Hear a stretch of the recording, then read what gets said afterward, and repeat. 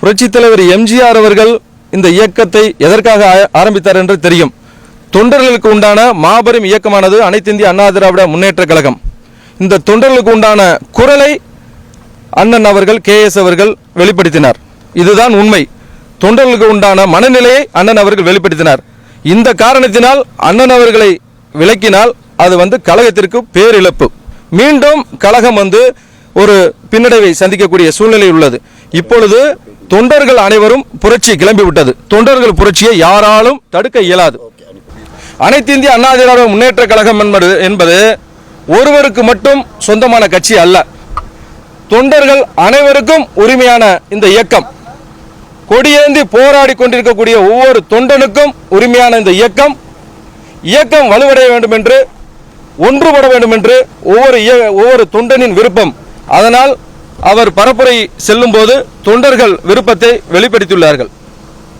கழகம் ஒன்றிணை வேண்டும், ஒன்றிணைந்தால் மட்டுமே வெற்றி உறுதி. இதை புரிந்து கொண்டு தலைவர்கள் அனைவரும் ஒன்றாக இணைந்து ஒரே நேர்கோட்டின் கீழ் பயணித்தால் மட்டுமே கழகத்தை மீட்க முடியும்.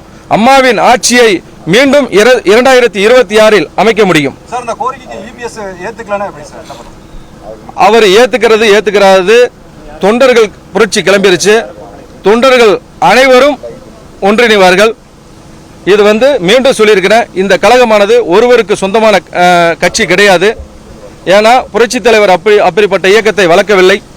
புரட்சித் தலைவர் எம்ஜிஆர் அவர்கள் திராவிட முன்னேற்ற கழகத்திலிருந்து வெளிவரும் பொழுது அவர் எந்த சூழ்நிலையில் வெளிவந்தார் என்பது அனைவருக்கும் தெரியும்.